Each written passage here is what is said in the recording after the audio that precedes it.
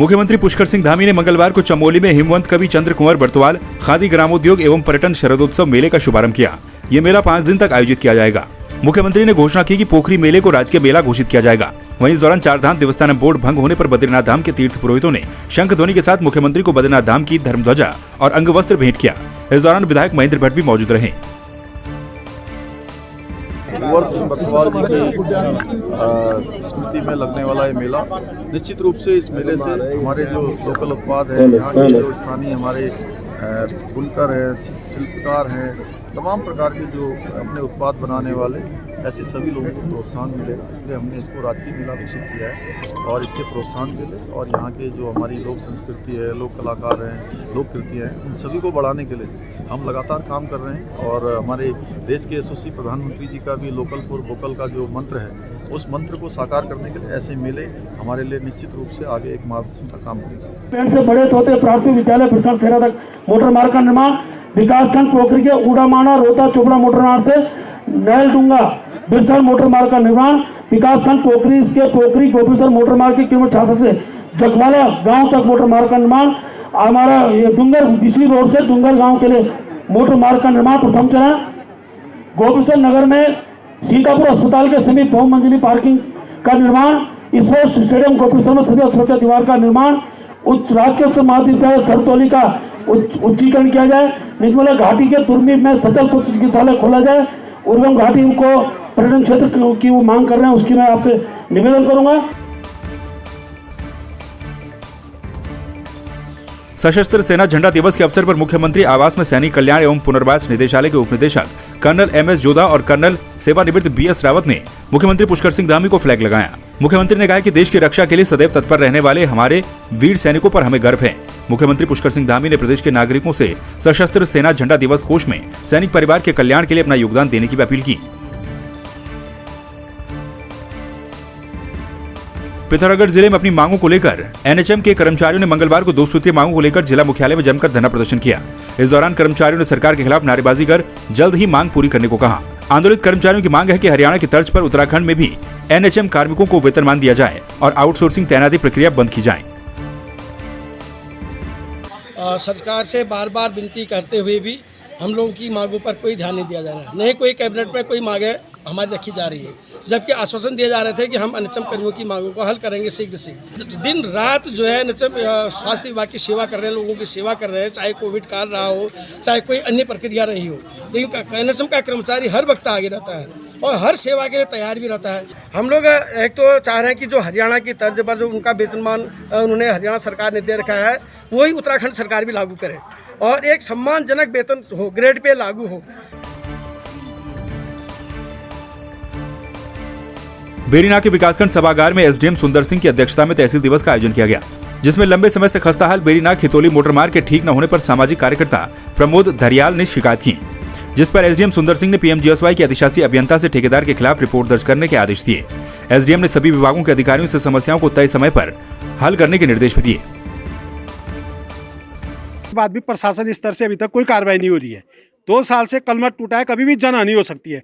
अगर क्षेत्र में कोई जनहानि होगी इसके लिए लोक निर्माण विभाग के खिलाफ शीघ्र जल्द आंदोलन करने के लिए बाध्य होगी। बार बार अवगत कराने के बाद भी कोई कार्यवाही न होना बड़े शर्म की विषय है। आज दूसरी बार मैंने तहसील दिवस में इस मुद्दे को उठाया है, जिससे कभी भी कोई भी दुर्घटना हो सकती है। बेरीनाग में बंद पड़े महिला चिकित्सालय को फिर से शुरू करने की मांग को लेकर पूर्व विधायक नारायण राम आर्य के नेतृत्व में महिला चिकित्सालय के बाहर कांग्रेस नेताओं ने जमकर नारेबाजी और प्रदर्शन किया। पूर्व विधायक नारायण राम आर्य ने कहा कि कांग्रेस के शासनकाल में बने इस महिला अस्पताल का 2 वर्ष पूर्व सरकार ने गुपचुप तरीके से समायोजन करने का आदेश जारी कर दिया है, लेकिन भारतीय जनता पार्टी ने एक तहसील हेडक्वार्टर में बना हुआ महिला चिकित्सालय जो उत्तर प्रदेश शासनकाल में स्वीकृत हुआ था और जिसकी बिल्डिंग जब 2002 में उत्तराखंड में कांग्रेस की सरकार आई उसके पश्चात हमने बनाई, लेकिन आज इस बिल्डिंग को खाली देखकर इस अस्पताल को बंद करने पर हमें बड़ा दुख हो रहा है। यह धोखा क्षेत्रीय जनता के लिए है, पूरे तहसीलवासियों के लिए है। यदि कांग्रेस के साथ जनता ने सहयोग दिया तो 2022 में ही इस चिकित्सालय को हम पुनः संचालित कर देंगे।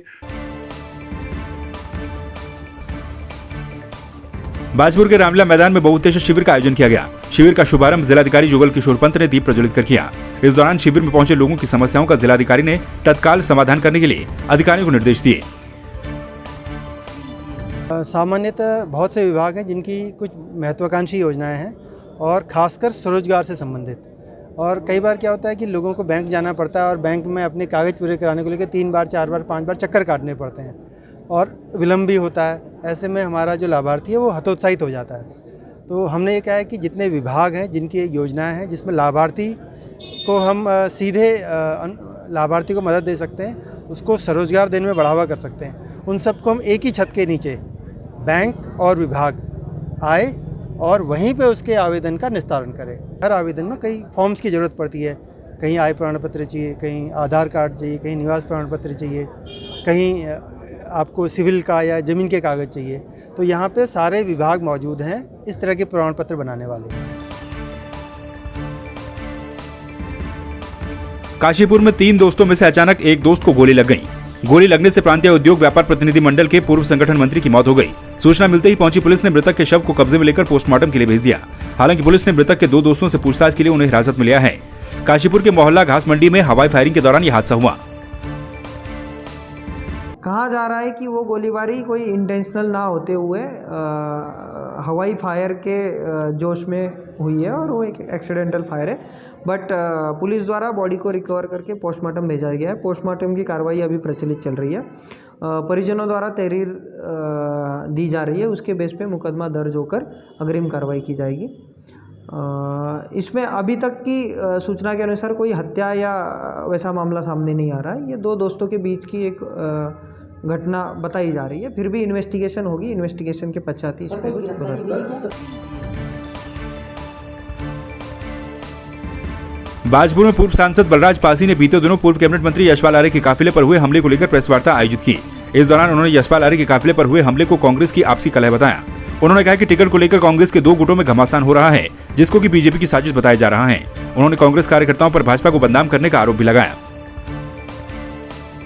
यशपाल आर्य जी जो है भाजपा से जब से कांग्रेस में गए हैं, तो जो लोग कांग्रेस से जिन लोगों ने चुनाव लड़ा था उनमें आक्रोश है। इस कारण से उनका संघर्ष हुआ ये, और कोई भी इसमें भारतीय जनता पार्टी का कार्यकर्ता, कोई नेता या सामान्य सदस्य भी शामिल नहीं था। दोनों पक्षों ने FIR की है और प्रशासन से हम लोग मांग करते हैं कि दोनों के खिलाफ सख्त कार्रवाई की जाए। किसी भी कीमत पर बाजपुर की शांति व्यवस्था का जो वो भंग नहीं होने दिया जाएगा। और जिस तरह से कांग्रेस पूरे प्रदेश में प्रदर्शन कर रही है, केवल अपने गुटिये संघर्ष में अवसर तलाशने का प्रयास कर रही है। निराश हताश कांग्रेस बिना कारण से भारतीय जनता पार्टी पर आरोप लगा रही है। बाजपुर के सामुदायिक स्वास्थ्य केंद्र में राष्ट्रीय स्वास्थ्य मिशन से जुड़े संविदा कर्मचारियों ने 2 सूत्रीय मांगों को लेकर 3 दिवसीय कार्य बहिष्कार शुरू कर दिया है। इस दौरान NHM के संविदा कर्मचारियों ने मांग पूरी न होने पर उग्र आंदोलन की चेतावनी दी। इस दौरान उधम सिंह नगर की CMO डॉक्टर सुनीता चुफाल रतुड़ी ने ANM कर्मचारियों से कार्य पर वापस लौटने की अपील की है और कार्य पर न आने पर नो वर्क नो पे की बात कही है।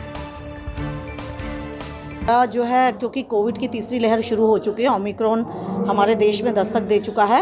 हमारे स्वास्थ्य विभाग के NHM कर्मी जो हैं वो अपनी कुछ मांगों को लेके आज हड़ताल पे हैं, लेकिन हमारे मिशन डायरेक्टर ने भी उनको निर्देशित किया गया है कि अगर वो हड़ताल पे रहेंगे तो नो वर्क नो पे होगा उनका।